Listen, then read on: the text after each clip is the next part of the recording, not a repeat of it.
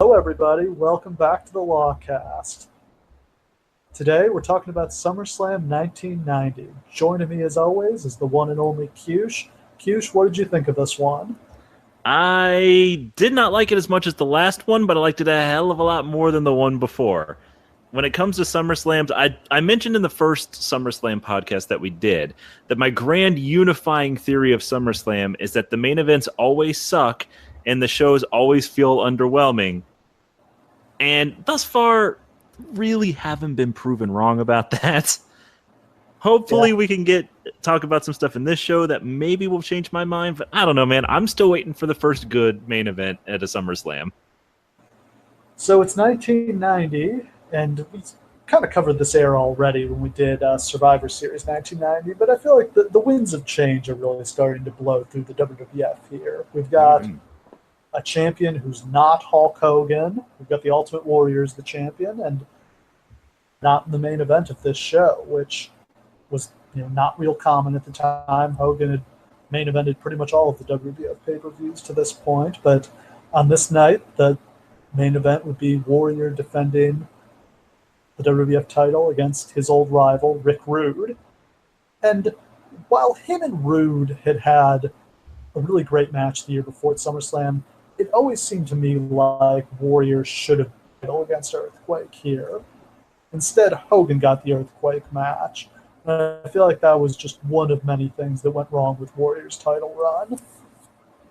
Well, it's interesting because what we do know is that from the previous, like WrestleMania the following year, WrestleMania 7, was supposed to be Hulk Hogan versus Tugboat. Like, yes, that was legitimately the plan. So Earthquake puts Hulk Hogan out. Tugboat is his friend who tells everybody like, "Hey, root on Hogan. He'll be back soon." And then eventually he'll turn on him. Now, So it makes sense that it's with Hogan instead of Warrior. Though I don't know why they couldn't have just done that same storyline with Warrior. I guess it's a lot harder to imagine that Warrior would have any friends. I don't think Warrior can have friends. I don't think it works for the character. Yeah. So, I mean, I guess I get the idea. But also, it's important to note that we know that was supposed to be the main event of WrestleMania 7. I don't know that there was any Warrior match planned for WrestleMania 7 ahead of time. It doesn't seem like any part of his title reign was planned all that well. And it just seems like they threw him in with Rude because they knew they could work well together. You get conflicting feelings on whether he was just getting the belt because Hogan was going away to film a movie. It felt like they really wanted him to be the new top guy. But yeah, they were planning on Hogan and Tugboat, and Hogan's friend turning on him thing was something that worked well for them in the past. He had that super hot run with Paul Orndorff and the Savage, so I could understand why they would want to go to that well again. Yeah, it didn't. Obviously, we did not get Hulk Hogan versus Tugboat on a WrestleMania because it didn't work. The friendship with Tugboat didn't work. Tugboat didn't get very over. And then the whole Sergeant Slaughter thing that we've talked about other places happened. But basically, it's just interesting because I don't know if they were trying to not push Warrior or if they really desperately wanted to get him over. In wrestling history, I can't think of any time where two top stars have ever been in the same space at the same time and it worked, except for maybe The Rock and Stone Cold around like 2000. And part of what made that work was right as Rock was really becoming a megastar, Austin went down with his neck injury. And then by the time Austin came back, like Rock had kind of surpassed him. Right. And I mean, I don't think you can do this without one of the people looking definitively lesser. You just can't commit resources like that to two top stars at the same time. You just can't. So, and you've seen that when they try to push a new star now, when Cena's still in the promotion, is at the end of the day, the fans still think it's Cena. And here, at the end of the day, the fans still think it's Hogan. And you really have to work hard to change their minds. And I don't think they were willing to risk losing anything with Hogan to do it. No, and Hogan still had a bit of a run left in him. I mean, I don't feel like he was ever quite the same after WrestleMania 6, but he still had a couple good years left before he left. Well, let the record show that doesn't he main event a SummerSlam 15 years after this? Well, yeah, I mean, before left of this run, before leaving for WCW. Yeah. It was August 27th, 1990, from the Philadelphia Spectrum. A 3.8 buy rate, which is pretty good, but down quite a bit from 4.8 the previous year. I should mention SummerSlam 89 was huge drawing SummerSlam. I think it held the buy record until like SummerSlam 98 finally beat it. Hey, got to get that Zeus money. I mean, hey, it's all about Zeus. The announcers on this night, continuing the SummerSlam tradition of weird announce teams, was Vince McMahon and Rowdy Roddy Piper. We already did a show that they called, which was Survivor Series 1990. I thought they were absolutely abysmal here. As you remember my tease from the end of last week's show, where I said that I'll reveal to you who I think was the worst color commentator in pro wrestling history, aside from Mark Donovan, who doesn't count, that was just one time. The answer is Roddy Piper, who does not give a shit about what he's talking about. He says probably 30 outright racist things during the course of this show. That was just a stable era. Yeah, but he just does not care at all. There's literally thing. No, go ahead. Being that like 10 years before this, he had been a really good heel color commentator in Georgia Championship Wrestling. Like, had invented the heel color commentator role. I feel like Roddy Piper's a great commentator. I feel like Roddy Piper, the character, just can't. Because it's got to be so much about like energy and enthusiasm and yelling out catchy quotes all the time that it's just like it's like latter-day Lawler, right? Like, early Lawler was great on commentary, but later on he just became all about yelling random shit. Yeah, and that early Piper in Georgia was a much more subdued version of this character. Yeah. So, but yeah, there's literally a segment on the show where they go to McMahon and Piper sitting at the announce desk, and McMahon is earnestly asking Piper questions while he just spins around in his announcer chair. Like, that's the level of concern he has with this show. Yeah. At this point, it feels like, the movies haven't quite worked out the way he wanted them to, so he's back, but he doesn't want to wrestle, or they don't want him to wrestle, so he's in the commentary booth and he just doesn't want to be there. Yep. It's hard to believe that Hell Comes to Frogtown didn't work out the way he thought it would. Oh, so we get an appearance of the notorious Vince McMahon gravel-voiced intro here. Welcome to SummerSlam. I got a little Gollum in there on that one. Yeah. So the opening match was the Rockers against Power and Glory. Once again, we get the commentators shitting on the Rockers for partying too much. And, like, it's not just Piper, who is a babyface, but you can still see why he'd do that. Like, Vince is... He's like that wishy-washy babyface. Yeah, Vince is, like, openly shitting on his own tag team here. Yeah. It's kind of inexplicable to me. I don't know if it's, like... I get, like, the characters, they're supposed to kind of be party boys, but, like, it doesn't feel like the way you talking that they were all rocking out all night last night. Yeah, it doesn't really go along with, like, whatever characters you want to say that they have. They don't really have characters per se. They're just young, good-looking, high-flyer guys. But, like, it's all Vince on commentary being like, if they would win this match, they would start partying all night long. Like, Vince, you're not Jesse Ventura. Settle down. Oh, let's get jumped before they get to the ring. Hercules takes out Shawn's knee with a chain. Jannetty, despite being at a disadvantage, manages to control the early part of the match, but over. He makes a comeback. He can't get the pin because he keeps getting double-teamed. And then he just gets pinned. He gets hit with the powerplex, the superplex into the big splash. It looks like the splash from Roma hits him right in the head, which definitely not good. They put Power and Glory over fairly strong here, although they won the match 2-on-1. I think the Rockers are protected. Was a 2-on-1 beatdown. I don't know if Shawn was legitimately hurt here or if they just wanted to give the Rockers an out for losing. When do the Rockers break up? Like, I was wondering that as we watch this. Is that this year or next year? When does Shawn first go out on his own? Isn't his first WrestleMania singles match WrestleMania 8 against Tito Santana? Yeah, I think so. So it's still like another year to go. Yeah, God. Good, because I was wondering if this would have something to do with that, because it seems like the kind of way that they lead into it, but no, it's still far off. So yeah, I have no idea why they did it. I also want to say, like, the Powerplex is a really cool move, but like this is one of the dangers of it, is that like Roma starts jumping before the guy finishes landing. It's hard to protect the guy taking the splash. He doesn't know where the hell the guy's face is going to be. So like, yeah, here, it's not Roma's fault. He's already in the air before it's time before he knows where he's going. Roma's a pretty big guy too. Yeah, so it's a kind of a rough move. It looks cool, but I wouldn't want to take it. Yeah. So next up, Sean Mooney interviews Mr. Perfect, the Intercontinental Champion, and his Bobby Heenan. Perfect won the belt in a tournament after Warrior gave the belt up after WrestleMania 6.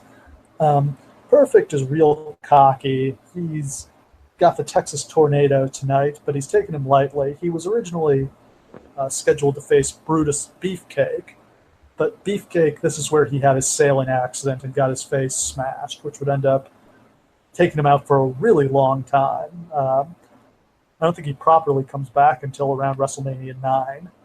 But they sub in Tornado. Perfect, takes this title defense on 10 days' notice, but he's not worried about it because he is the perfect one. Which is, I don't know if he just hadn't gotten a look at Kerry Von Erich or not, but Kerry Von Erich looks like $1 million here. Oh my God, he looks like a top guy. Like, despite the fact that he can't really cut a promo, because, I mean, he never really could, but that it doesn't even really matter. Like, he is money. Like, this guy is, like, if he had come along before the Ultimate Warrior came along, I could absolutely see him getting, like, a similar push. Like, he looks that great. I've heard that Vince was very, fascinated by the Von Erichs and really thought, if you could get a hold of them, you could make them huge stars. And he was probably right, but I think they would have kind of fallen prey to the New York social scene even faster than they did in Dallas. I definitely think you're right about that. But like Vince was always fascinated with any territory that could get a babyface over, like almost on a national level. Like he snapped up Junkyard as quick as he could because Junkyard grew that territory as a babyface so ridiculously high up.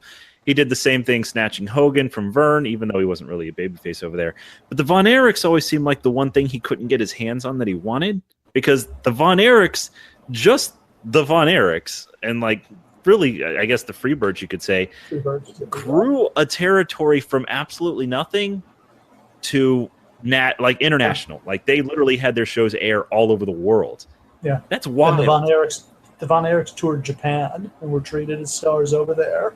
Yeah, to the point where it almost doesn't make sense that Vince won't let him be called Kerry Von Erich. It's one of those weird things where I feel like sometimes they do kind of slip and acknowledge that he's Kerry Von Erich, but no, he's the Texas Tornado. Which isn't a horrible name, even though he keeps making tornado puns in all of his promos. Yeah. So there's two questions I have here. One is, would this have been Beefcake getting the title? I have to think that it would have been. And in fact, I think that's where the storyline was leading, because was Perfect still undefeated? I think Beefcake beat him at... didn't Beefcake ended his undefeated streak, I think, at WrestleMania 6. Okay. So I would think so. I think like Beefcake and Perfect had like their like a nemesis thing going on. And I definitely think this would have been Beefcake winning the title. Because why else would you just put it on the Tornado for no reason? Yeah. So the other thing that's just sort of the footnote of history is this is still the era where they don't acknowledge who people are kind of outside of the WWF. So the Texas Tornado is just this newcomer, and he's kind of, blue chip from a wrestling family, but they won't really say who it is. And there's, of course, no mention of the fact that he's a former NWA champion. Yeah. In fact, I'm trying to think of who they had on the roster at the time. Is he the only NWA world champion that they had on the roster at that point? Dusty's still around. Oh, Dusty's still around. That's right. Garvin might still be around, but he doesn't really count. Certainly the only one other than Dusty who's won it, and they would want to talk about it. Yeah. It's just, it's interesting. Like, that's the kind of thing, like, even now they would add that for flavor now. If, like, there was something like that going on. They would acknowledge that people were WCW world champions. Yeah.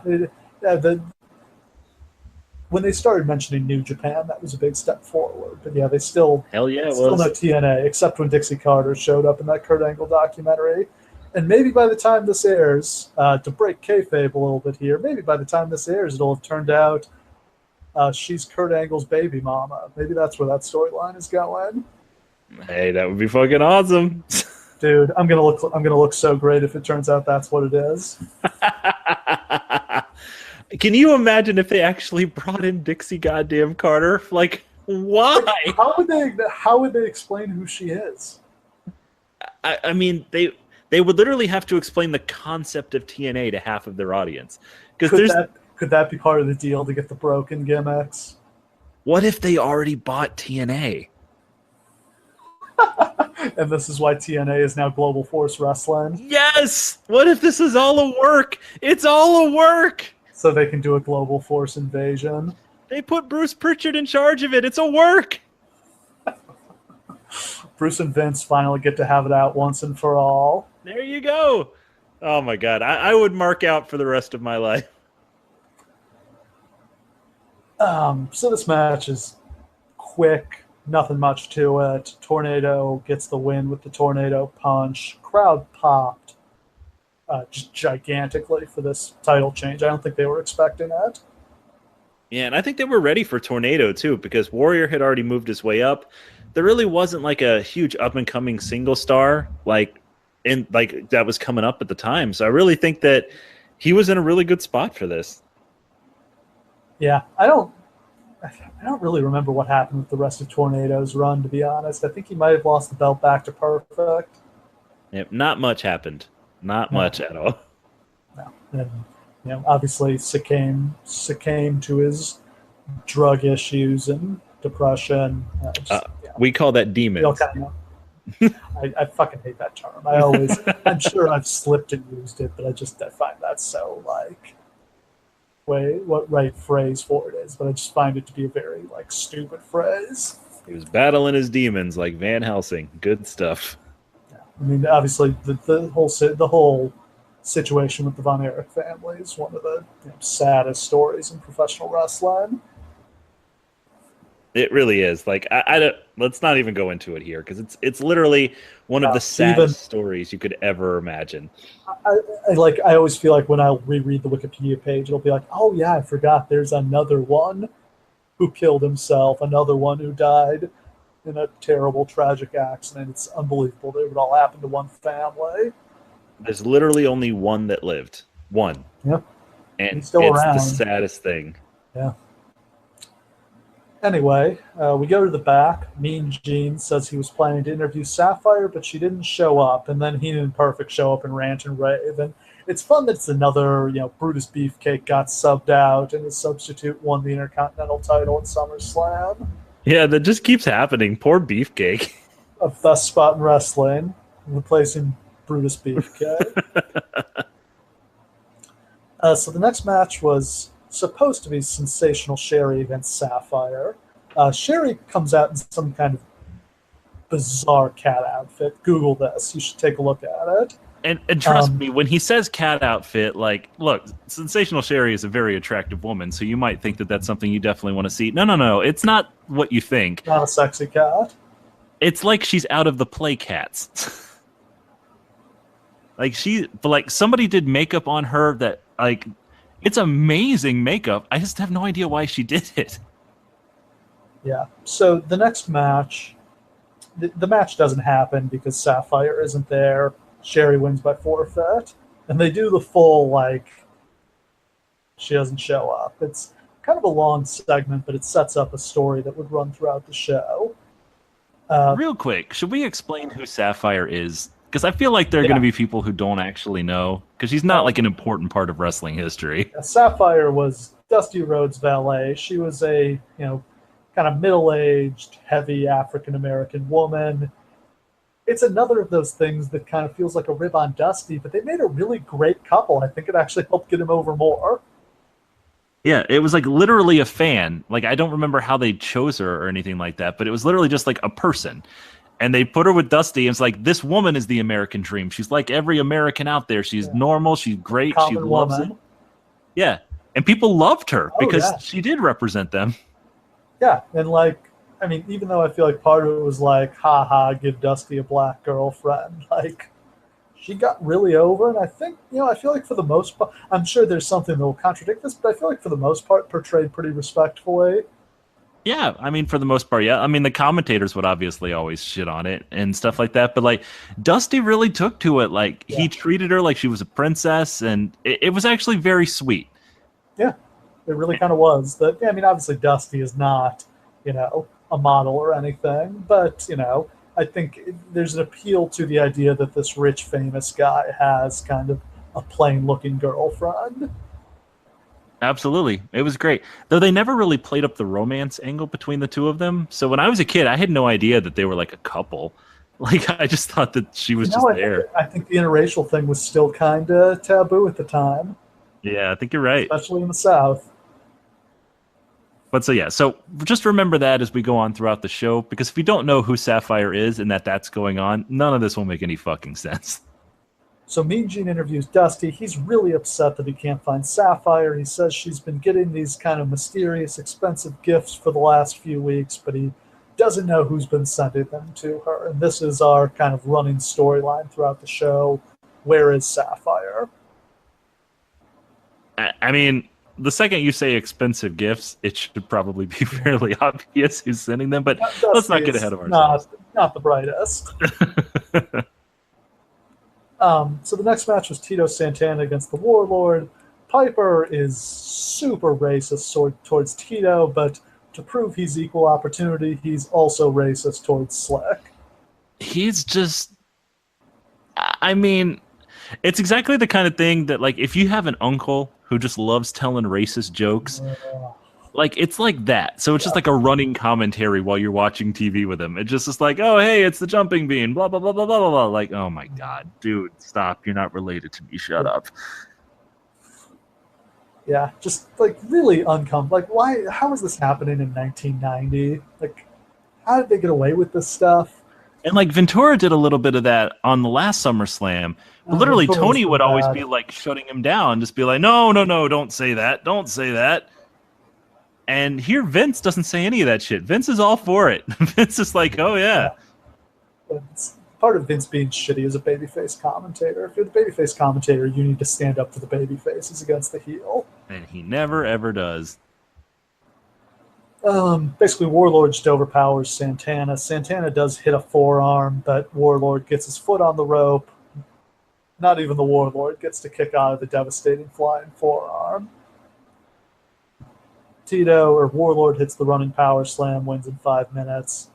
Kind of just a squash, served its purpose to establish Warlord.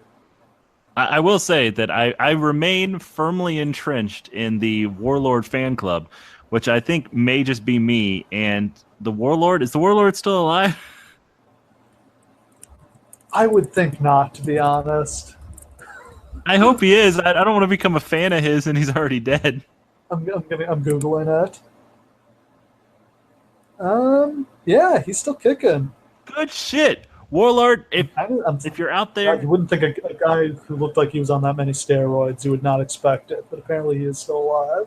Dude, Warlord, if you're out there, hit us up. I really want to talk to you. I'm a huge fan. I actually really love your work. This is not an ironic thing. Truly, like, I would have loved the Warlord at the time had I been a fan at the time. Like, I just, for some reason, I love big guys who do power moves really well. Okay. I'm reading his Wikipedia page. There's another member of the Warlord fan club. It's Batista, who says the Warlord is his favorite wrestler. Dude, me, Bats, and Warlord are going to go out and get some drinks on the town. Let's fucking do this. So next up, Sean Mooney interviews Demolition.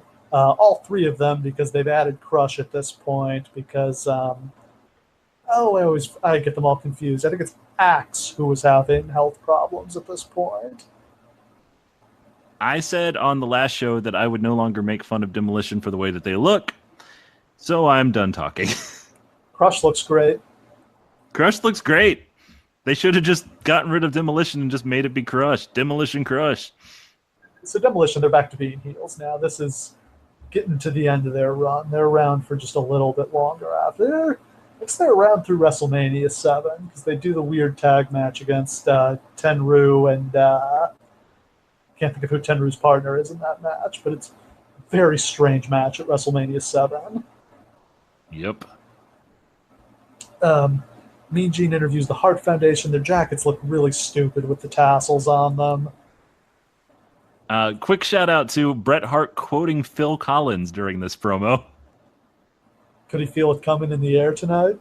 I wish that that's the one that he had said, because that would have been the cool thing to say. Nope, two hearts beating as one. Jesus. Yeah, that's some corny shit. Bret was never much of it. He got better, but he was a really bad talker at this point. Yep. So it's 2 out of 3 falls for the WWF tag titles. Demolition against the Hart Foundation. It's Crush and Smash representing Demolition. They had Freebird rules going on, but it would always be Crush and Smash because Axe was having health problems and couldn't wrestle. Vince starts off by saying, you can't tell the members of Demolition apart. And I know I'm going to kind of contradict myself because I always forget who's who, but like Crush is several inches taller than Smash. And Smash has his knees wrapped and has a knee brace on. So, like, I didn't have trouble telling who was who in this match at all. No. And Axe is actively, like, kind of a fat older guy. Like, it's not hard to tell the difference between the three people. It's really not. And at this point, they had been teaming together for years and years, and I don't think they had ever, like, played the Twin Magic deal up. It really was like a weird decision to kind of go with that here. It's very, very odd. Yeah. The only time I can remember this being brought up. But anyway, Axe is banned from Ringside because they had been doing, cheating and such things in their matches. I'm sure they had probably, they're smart enough that they had probably done some Twin Magic, like on the way into this to establish that. Probably. But yeah, Axe is banned from Ringside because he's not in the match. Demolition quickly win the first fall after the Demolition decapitation on Bret. Fan of the 2 out of 3 falls matches. You got to give it a ton of time because otherwise you always end up doing the same thing where it's like quick fall. Okay, now let's get to the third one that really matters and 3 falls here. That's exactly what I was gonna say. Like I don't hate 2 out of 3 falls matches, but I hate the way WWF does them. Because in order for a 2 out of 3 falls match to really matter and work, it's got to be long. Yeah, it's basically got to be like it's got to be like 3 separate matches stacked on top of each other. Because otherwise, it's just like, well, why the hell did the Hart Foundation just get beaten in 5 minutes? That makes them look like chumps. They've never lost a match in 5 minutes ever in their whole careers. It's like how at Survivor Series, guys randomly get pinned by clotheslines. Yeah. And at least then they can kind of play it off as, oh, it's chaos. They don't know how to wrestle in this environment. But it just doesn't. The first fall I really hated because it felt like it was way too early. Yeah. But the rest of the match from then on, it works a lot better. Absolutely. Bret keeps getting worked over, really building the sympathy for him. Double knockdown leads to a tag to Neidhart. Hits a big power slam for a 2 count. They hit the heart attack, but Crush pulls the referee out, which leads to a disqualification. This is weird, because I have seen them do this finish in this era, where they do a 2 out of 3 falls match for the tag belts, and the heels get disqualified in one of the falls. and then the baby faces win, and the crowd pops, thinking the titles are changing, but then they announce that because one of the falls was a disqualification, the titles can't change hands. But they just ignore that here. Yeah. Well, like, it was even a little bit weirder because, like, literally, the pin is happening, and Crush could just walk over and break up the pin. Instead, he leaps over the pin and lands on the ref and, like, grabs him and carries him around for a minute. Like, I don't know what the fuck they were trying to get across with that, but it just made him look like an idiot. Yeah. And I don't know that there was a lot of point to protecting Demolition at this point. Yeah, it was just very odd. Like, I didn't know what they were going for. There were various points throughout this particular show where that was kind of a problem. Where, like, there were a lot of matches where, like, dudes were doing stuff, and I just couldn't figure out what they were trying to convey.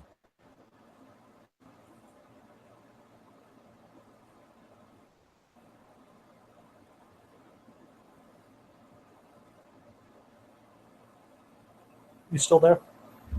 Yeah, you still there? Oh, yeah, you cut out for a second. Okay, sorry, hold on. There were a lot of moments in the show where I couldn't figure out what people were trying to convey. Like, they were just kind of doing stuff, and I didn't get it. And I don't know if that's me. I don't know if that's the era. I don't know if it was just a failure on their part to get across, like, the idea of what they were trying to do. But like that, like, I have no idea. I've been sitting here thinking about it for 30 minutes. I don't know why Crush did what he did at all. Maybe it was to let Axe sneak down the aisle when the referee couldn't see him, because that's what happens next. Axe comes down and hides under the ring. Yeah. I mean, let's just say that, because I need to have some closure on this. Then Axe takes Smash's place. They really don't look terribly similar, but they play it up as, the referee doesn't realize they just made the switch. I think this just made the referee look stupid. Yeah, a little bit, yeah. And it's not only just that they look super different, but Axe comes in and he's like immediately like peppering Brett. He's clearly incredibly fresh. He's just like, oh my God, he's like running around. So, but then he tags out to Crush and switches with Smash, and I'm like, why would you do that? Like, that's not how twin magic works. Yeah, like, did Smash like drink from the fountain of youth under the ring or something? But at this point, the Road Warriors come down. They drag Axe from out under the ring. That distraction allows Brett to roll up, Crush, and the Hearts win the tag titles. We spent a lot of time complaining about things in this match, but I thought it was very, very good. Oh no, it was super fun. Like, don't get me wrong. Like, the logic of it didn't make a lot of sense, but the actual action was really, really, really, really, really good. Like, the Hart Foundation did not have bad matches in this era. They just did not. And this was their first time winning the tag belts as faces. Which is so crazy when you think about it. Like, we're already in 1990. They've been. I mean, they turned face Mania 4, I think. Yeah. And at the so first we're looking at like almost 3 years. So at the first SummerSlam, they lost to Demolition. Were they still heels when they lost to Demolition at the first SummerSlam? I think so. I'm not super clear on that. So they may have not turned face until WrestleMania 5. It's a battle royal and they break somebody's trophy. But at this point, they've been several years and a top team and had not gotten the belts. Like the year before this, if they lose here, they're going to fall back to the bottom. They may not get a title shot for a year, and that's kind of what ended up happening. Yeah, that's crazy. And it's so funny that like 2 SummerSlams in a row before this, we said like, hey, it looks like Brett's about ready to be a single star, and he's nowhere near close to being one yet. Finally, the year after this, he will become one. Yeah, I mean, he's so clearly ready. Yeah. Like, this match is kind of all about him. Neidhart does his part, but goddamn, Brett's so good. Awesome. Yeah, I mean, you can see he just works better than anybody else. The best in the ring in this era. Yep. So then we get a promo for WrestleMania 7, which will take place from the LA Coliseum. Or will it? Yeah. Until they have security issues and a severe lack of ticket sales. Until Vince McMahon calls in a bomb threat. I can't wait until we cover WrestleMania 7. That is one of the weirdest shows in WWF history.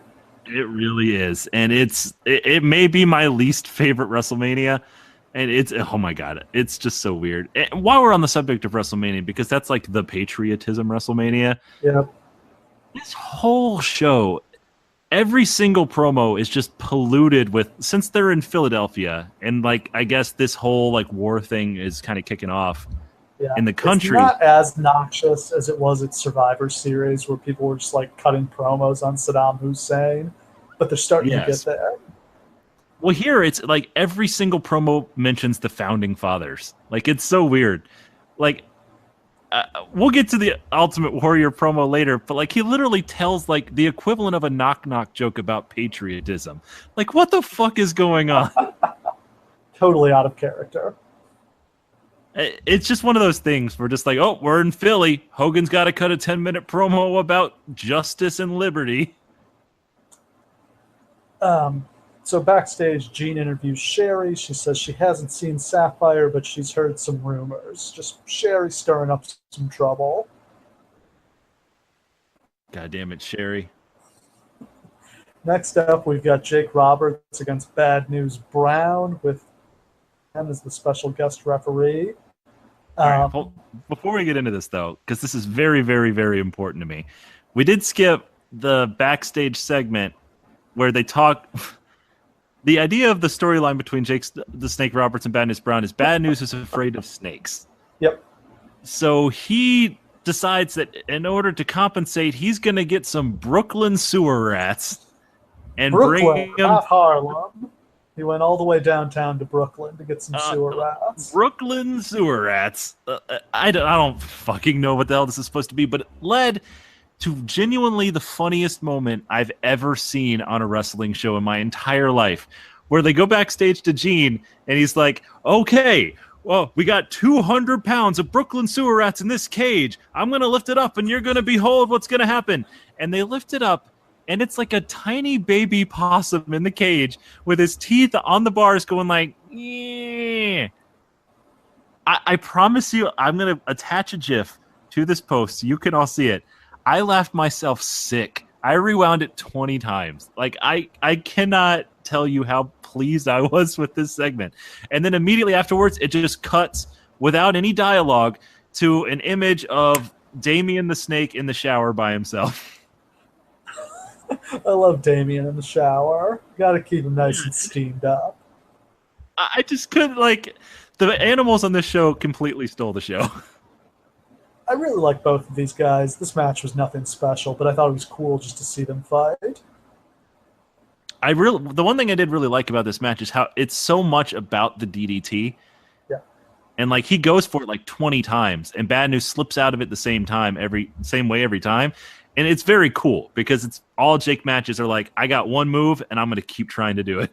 Yeah. It's just like jabs, clothesline, DDT. Nothing pretty. So, as seemingly all Bad News Brown matches do, this one ends in a count-out or disqualification. Yeah, he never really took pins ever, did he? Never did jobs. I don't think I've ever seen him lose a match.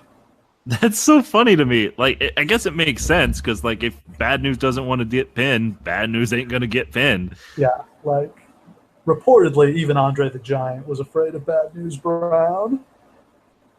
Dude with bad news for real. Like, we're talking about an Olympian in judo, like, real life super badass. Did Piper make any racist jokes at Bad News' expense here? Yes. Yeah. Yeah, he sure did. They're coming off their WrestleMania 6 feud. Otherwise known as the half and half match, let's say. Oh. Huh. Oh. The only thing about this match I want to talk about is after the match. Also, did we even mention that the Big Boss Man's like the special referee here? Briefly. Like, I don't know why. It doesn't seem to matter. Like, he doesn't do anything. He doesn't get involved in anything. I guess. And then, like, I guess at the end, Bad News Brown like goes for Damien, like he drags the sack into the middle of the ring, and then he goes to leg drop it, and he does, but then Vince is like, "Oh, we missed." I don't know if the boss man was supposed to stop him or what, but no, he just leg dropped the back. It's another of those don't know what they were going for. Yeah. So Jake chases him off with Damien. Back in the ring, we get the Brother Love show. His guest is Sergeant Slaughter. Slaughter cuts an abominably long heel promo that gets basically no heat until the end. Talks about how America's gone soft. He's disgusted that the fans have accepted Nikolai Volkov. He gives an award to Brother Love. And then finally, he says that he thinks Iraq is going to kick America's butt if they go to war. And that actually gets some heat. This entire Sergeant Slaughter run is just so ass backwards. It sucks. Like, it depends on the belief that you care about the patriotic wrestlers who are in WWF. So, like, it depends on you giving a shit that Nikolai Volkov is defending the U.S. now, despite the fact that you've been conditioned for a decade to support Slaughter and hate Volkov. Like, it doesn't... I don't know where the heat was supposed to come from, and then they just accelerate it so much with all the crazy stunts they pulled trying to get heat. Like, I could have told you from day one that this was never going to draw. Like, it just doesn't work. It eventually gets heat, I think, or maybe the heat was just piped in. But, like, yeah, when they finally go all in and he's wearing, like, the headdress and he's got Sheik Al-Casey and Iron Sheik backing him, and, like, he's burning Hulk Hogan's gear, like, that stuff. By then, I think they actually got him booed, but it did not translate into money. Agreed. Like, it's the kind of thing where, like, it's too much hate, and it's not focused, so it doesn't work. In the back, Mean Gene is hot on Sapphire's heels. He says he saw her, but she ducked into a room. Good job, Gene. Hey, keep hitting us with those updates, buddy. Next match, Jim Duggan and Nikolai Volkov against the Orient Express. And the Cold War is over. The Soviet Union is our friend now, so Volkov is a babyface. The rendition of God Bless America that these two assholes regale us with almost turned America heel. That's how bad it was. Oh, that was probably the highlight of this match. It really was. Like, literally, like, Nikolai Volkov does his singing the anthem gimmick all the time. Like, his voice is fine. Jim Duggan has the worst voice I've ever heard on a person. God bless America. Like, it was, like, to the point where, like, the crowd wasn't singing along or popping for it at all. They were just like, oh, okay. They couldn't let him bring somebody out to sing it. Like, I guess. Or maybe they just have Volkov sing it. Yeah, sure, that would have been cool. But no, yeah, Duggan fucking shits all over the anthem on that one. It's a generic match. Volkov takes the heat. Duggan takes the hot tag, wins with a 3-point stance clothesline. Crowd did pop huge for it. Duggan was always over. Like we've said, he never really had any matches of any significance, but he was always over. Yeah. It's almost interesting that, like, they put this feud so much on Hogan. I think the feud would have worked a lot better if, instead of making it about the title and putting him up against Hogan, if it had just been Slaughter Duggan, I honestly think it would have worked better. Because Duggan was more synonymous with this sort of thing. I mean, Hogan had defended America against foreign heels before this. That was just kind of a staple of 80s wrestling. He'd been in the flag matches and such. Right. I just mean, like, it's not a WrestleMania main event storyline to me. I think it makes sense to do Hogan against an anti-American heel. I just think American instead of pro-Iraqi. I think pro-Iraqi was a bridge too far. Agreed. So backstage, Dusty is knocking on the door Sapphire went into, and then Sean Mooney interviews Randy Savage, who is sitting atop his throne. God, I love the Macho King gimmick. Oh, it's so good. Oh, this is Savage had a lot of great runs. This is one of his best. It is funny to me that despite the fact that he's the Macho King, and mostly when he was the Macho King, he was like wearing a lot of blacks and like dark colors, like heel colors. Here, he's dressed like the same way he would for the rest of the 90s, just like bright-ass, garish colors all over the place. Some of the best ring gear ever. Oh my god, yes. But like this is like the same outfits he was wearing in WCW like 7 years later. Yeah. So this is Dusty Rhodes against Randy Savage. They've been in a long-running feud. They had a match at WrestleMania 6. That was a mixed tag with Dusty and Sapphire against This is their final showdown. But before the match can start, of course, we have shenanigans. Ted DiBiase shows up on the stage. He says he's the one who's been buying gifts for Sapphire. What a surprise. And now he's bought Sapphire. So scrap what I said about her being presented respectfully.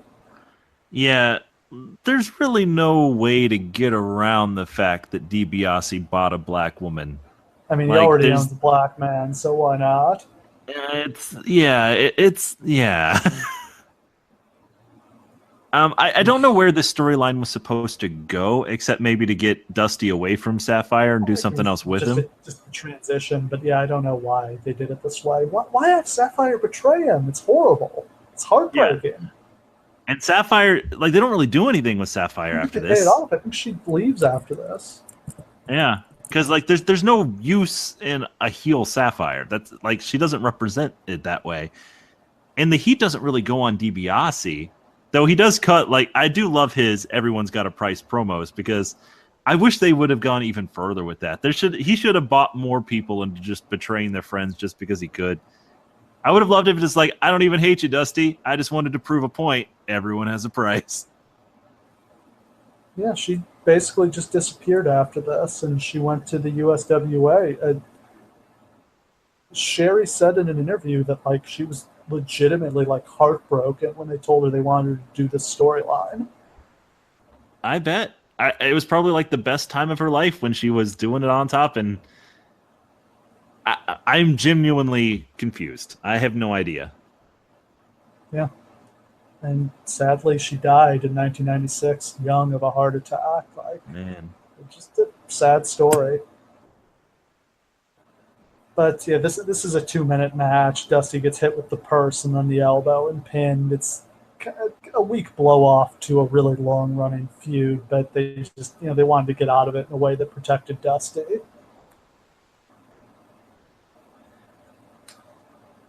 And then they do kind of an ahead of its time segment where the camera follows DiBiase, Virgil, and Sapphire as they, run backstage and jump in DiBiase's limo, and Dusty gives chase as it speeds away. I just thought this was kind of cool. You didn't usually see this sort of thing back then.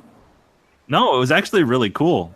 And like they make a really big I got to give full credit to Dusty on this one because like he spends the whole show like he's committed to this emotionally, right? Like he's really putting across like he's worried about Sapphire. He's broken up about Sapphire. And then when DiBiase does this, like he's hurt. Like he's so clearly like doesn't understand and he's confused and angry. Like it's a great piece of acting from Dusty Rhodes in a time where nobody was doing any fucking acting on the shows. Yeah, he sold the shit out of it. I mean, that's a hard thing for, I think, a top wrestler to do is to show vulnerability. But Dusty was never afraid to. Dusty would cry. Dusty would get the shit kicked out of him and, admit that he had gotten beat down and that he needed the fans' help. Like, a lot of that vulnerability. I think that was part of what made him such a great babyface. And that, of course, leads later in the show into the Bad Man promo, which is like a top 10 Dusty Rhodes promo. Yeah. Mean Gene interviews Hogan and the Boss Man. Boss Man's a face, so now him and Hogan are buddy-buddy, even though they had feuded not that long. In '89 they were feuding during the Mega Powers Twin Towers thing, but now they're best buds. Here's a helpful tip for you guys at home. If you're ever wondering when you turn on a show on WWE Network, whether or not the Big Boss Man is a heel or a face, if he's a face, he'll have his shirt unbuttoned really far down, and if he's a heel, it'll be buttoned all the way up. That's all you need to know. Yeah. It must have been really hot wrestling in that thing. That shirt and those pants and those boots, like... He was a big guy back then too. He was really heavy. I don't understand how anybody wrestles under those hot ass lights for as long as these guys do. Even like Roman Reigns wearing like big long ass like army pants and shit. Like that's too much clothes, man. King had to have it the worst. When he first debuted, he had that mask that had that little mouth slit. Like I don't understand how he didn't suffocate. Yeah, it's got to be hard. Match, we had Hulk Hogan against the Earthquake. No longer the Canadian Earthquake. They've dropped that moniker by now. He's just the Earthquake. Hogan's got Boss Man backing him up. Earthquake has Dino Bravo and Jimmy Hart. Hogan dominates early. He actually manages to knock Earthquake down with a big right hand. The heels take a breather and regroup. Boss Man and Bravo both just kind of blatantly get in the ring and interfere in the match, but the referee doesn't stop it for some reason. Yeah, again, the refs on this show were pretty clearly told, like, yeah, whatever. Just let people do whatever they want. I mean, this is a match that needs a little smoke and mirrors. Earthquake takes over after he and Bravo double-team Hogan. He goes to the top rope and hits a fist drop, which is crazy because he had to be 450 pounds. The visual is legit stunning. On the top rope, he is fucking enormous. He is a gigantic guy, both tall and incredibly thick and wide. He does it like he gets kind of up there. He doesn't stand up on the top rope, but he kind of like springboards a little bit off of the rope, and I legit thought it was going to buckle under his weight, and I was worried about it. Earthquake works over Hogan for a couple minutes, misses an elbow drop. Hogan goes for the slam, but he can't get him up. Hogan actually goes for a cross body, but Earthquake catches him and hits a gigantic power slam. That was a great spot. Yeah, it was. When do you ever see Hogan do a cross body? I don't know. He's got a lot of technical moves in his repertoire that he never usually has to bust out. Earthquake hits two gigantic sit-down splashes, but can only get a 2 count. Hogan hulks up, punches, big boot, scoop slam, leg drop. You'd think that's the finish, but Dino Bravo distracts the referee. He roughs up Jimmy Hart, and then he slams Earthquake through a table at ringside. Hogan beats the count, gets back in the ring, and wins by count out. Surprised they went with count out here. And I think as we talked about at Survivor Series 90, they never really did a proper blow-off here. I don't think Hogan ever pinned Earthquake on TV. I think they did, did they do like a Saturday Night's Main Event or something like that? Like, I felt like there was another somewhat high-profile match they had. They may have had a match on Superstars in like 91, but I don't think they did Saturday Night's Main Event. Yeah, maybe it was something like that. Or maybe it was like a Tugboat and him when he was Typhoon or something like that. But yeah, it never really does get blown off. And they never really go anywhere with Earthquake after this. Like, he still looks strong after this match.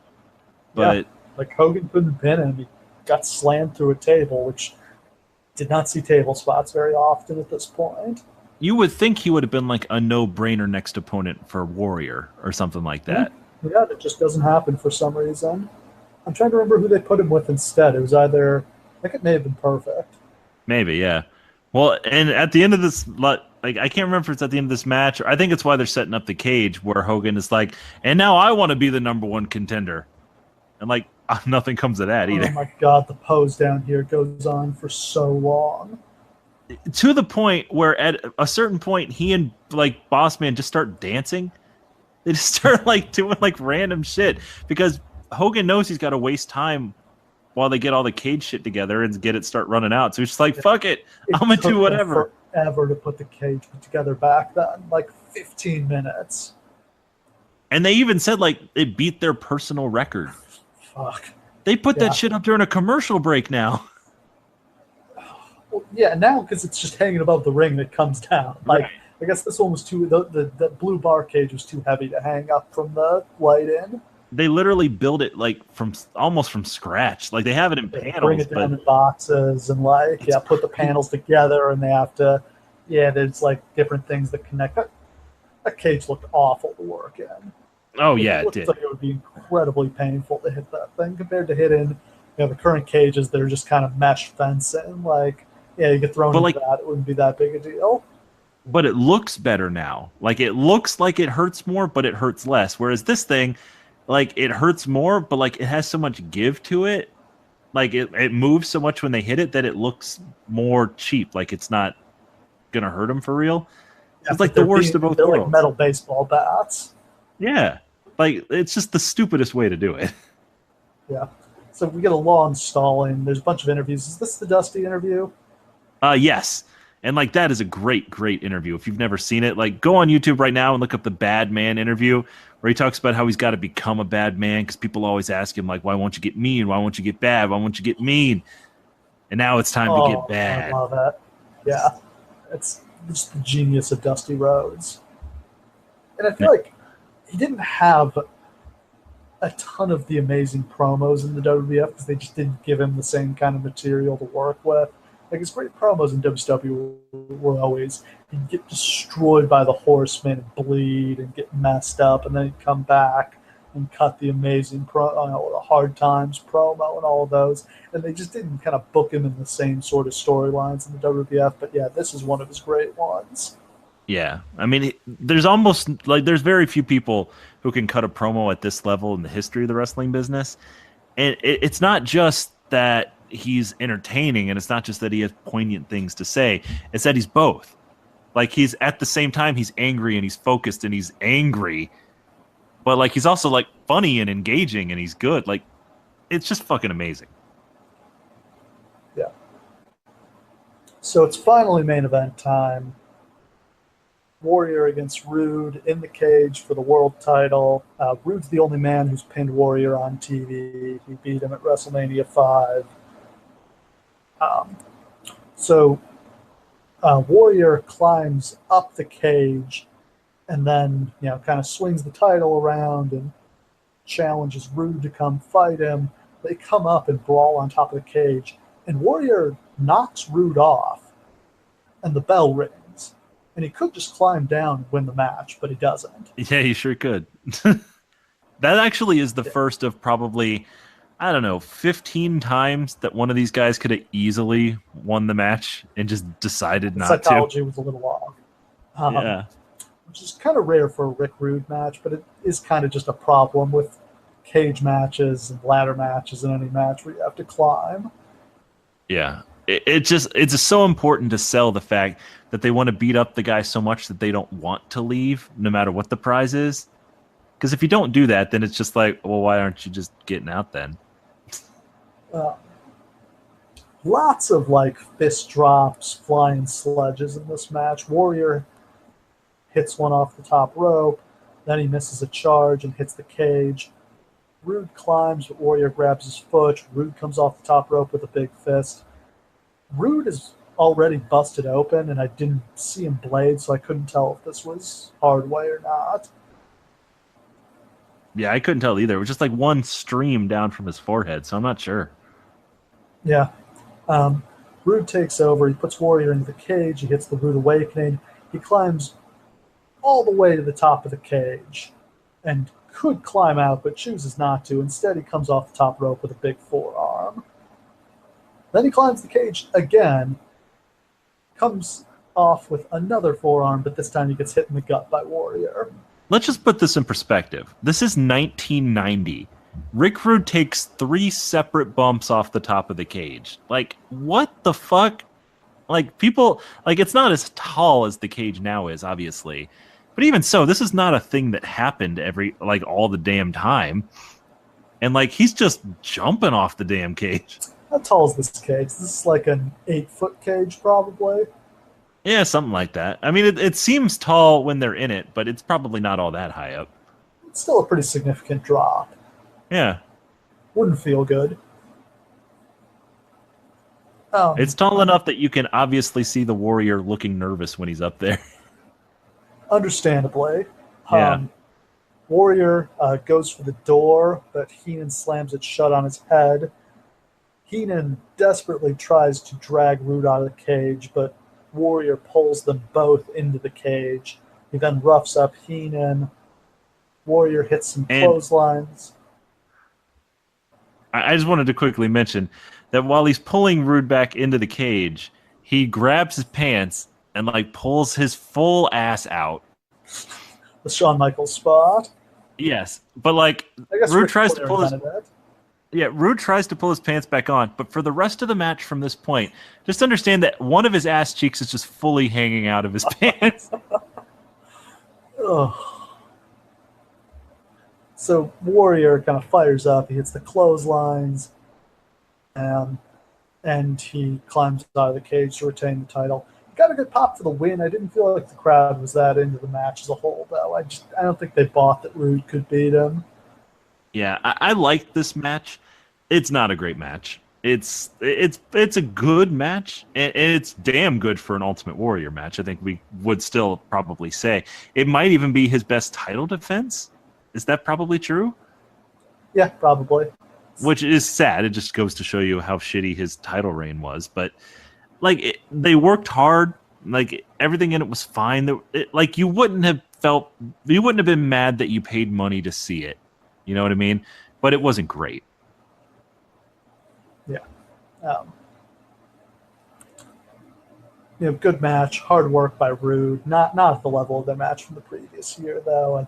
A lot of issues with that. There were so many times either guy could have won the match and just chose not to.